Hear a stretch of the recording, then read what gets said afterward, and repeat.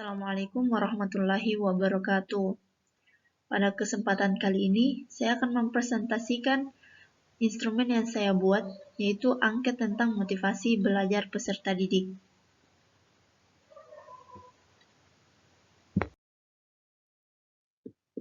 Definisi motivasi belajar.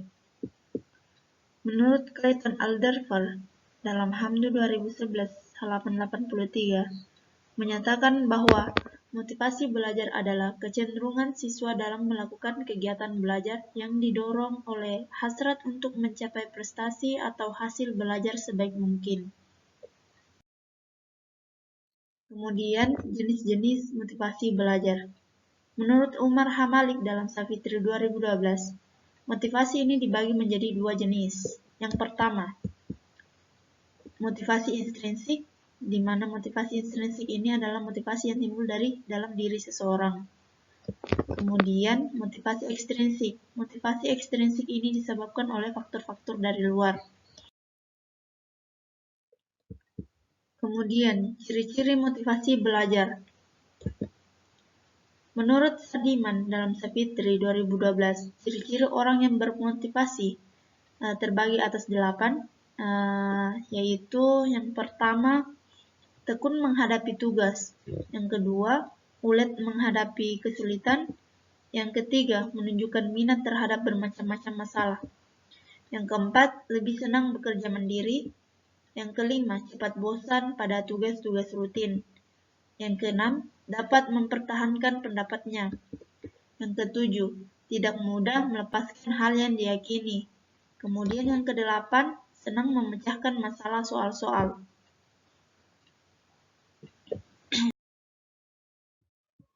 Berikut adalah kisi-kisi instrumen motivasi belajar peserta didik.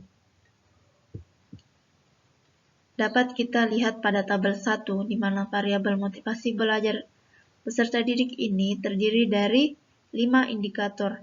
Dan dari 5 indikator ini terdiri lagi dari beberapa subindikator. Kemudian dari beberapa subindikator ini kita buatkan beberapa butir pernyataan, yakni 42 butir pernyataan. Nah, dari 42 butir pernyataan ini terdiri dari 24 positif dan 18 pernyataan negatif.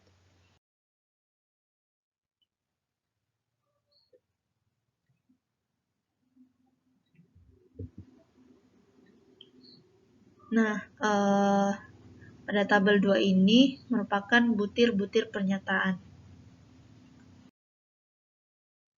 Instrumen ini disajikan dengan 5 pilihan jawaban, yaitu sangat setuju, setuju, kurang setuju, tidak setuju, dan sangat tidak setuju.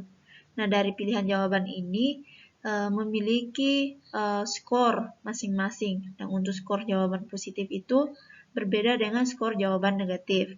Nah, dapat kita dilihat pada tabel 3 untuk butir pernyataan positif itu, di mana sangat setuju memiliki skor 5, dan setuju memiliki skor 4, dan kurang setuju memiliki skor 3, tidak setuju memiliki skor 2, dan sangat tidak setuju memiliki skor 1. Sedangkan pernyataan butir negatif itu, sedangkan untuk butir pernyataan negatif, kebalikan dari pernyataan positif, di mana sangat setuju itu 1 dan sangat tidak setuju 5. Sebelum kita berikan ke responden, maka terlebih dahulu kita uji validasi.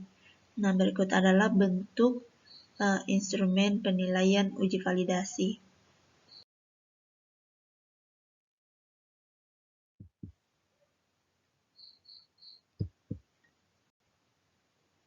Nah, setelah melakukan validasi oleh 2 pakar, maka selanjutnya menentukan validitas isi dengan menggunakan teknik Gregory.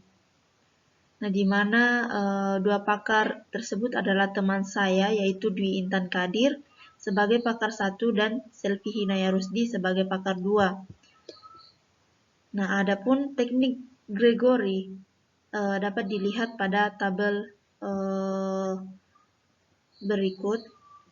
Dan kemudian Pada tabel 3 ini adalah hasil validitas isi oleh dua pakar dengan teknik Gregory.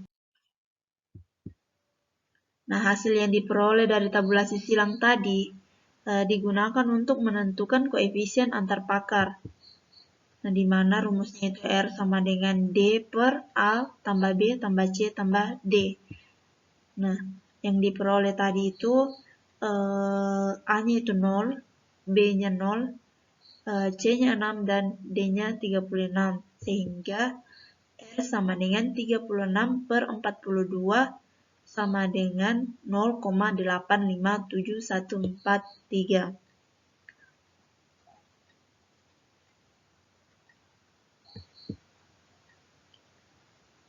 Nah, berdasarkan hasil yang diperoleh, yaitu R sama dengan 0,877143, dapat dilihat pada tabel kriteria validitas isi.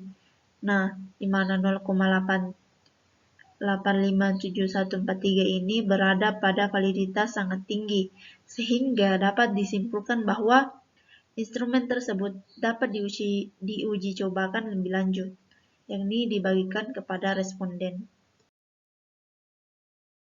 Nah, adapun instrumen yang akan dibagikan kepada responden dapat kita lihat pada slide.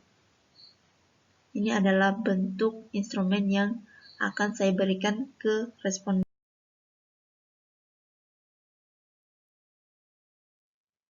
Nah, selanjutnya kita lakukan pengumpulan data, di mana pengumpulan data ini dilakukan dengan membagikan angket pada mahasiswa yang program mata kuliah instrumen dan tes di Universitas Negeri Makassar. Nah, pada pengumpulan data kali ini, karena adanya pandemi COVID-19 yang menghambat untuk menyebarkan lembar angket ini secara langsung pada responden, dan terbatasnya jaringan untuk membuat web Google Form, maka saya mengirim langsung file pada grup WhatsApp instrumen dan tes, sehingga ada 27 responden yang melakukan respon. Nah, adapun hasilnya dapat dilihat pada tabel 7. Nah,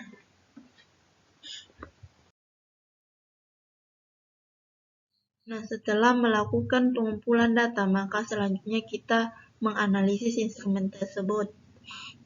Nah, yang pertama itu uji validitas.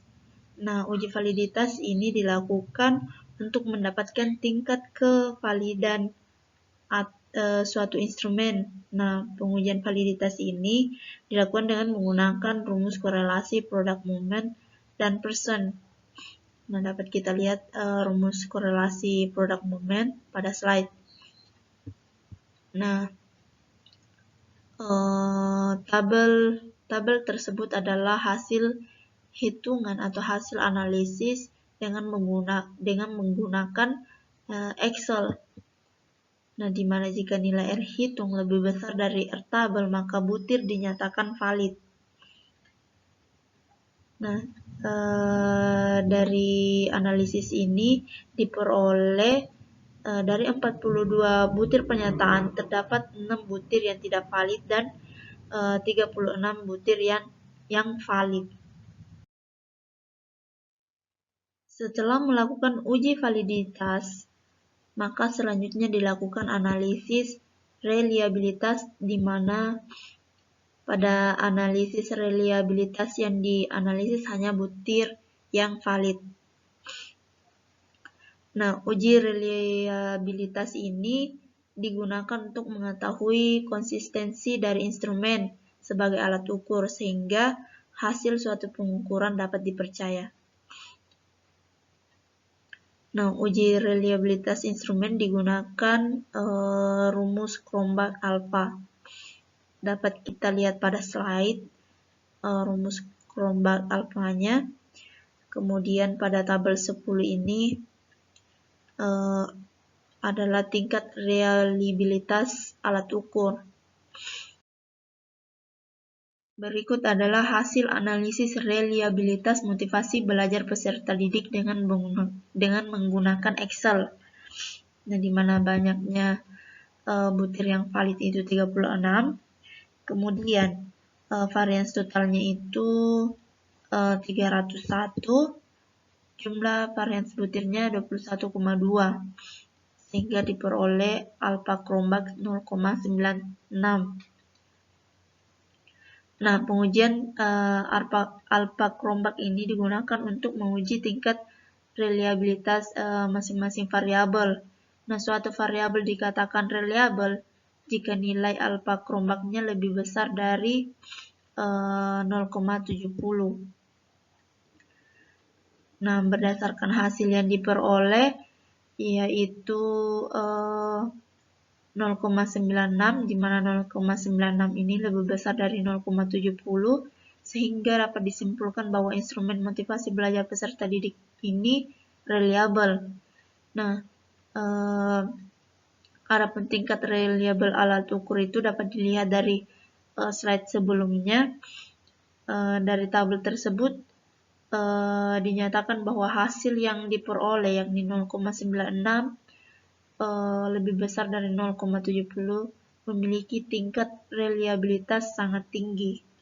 Jadi kesimpulannya, alat ukur ini dinyatakan valid dan reliable sehingga dapat digunakan.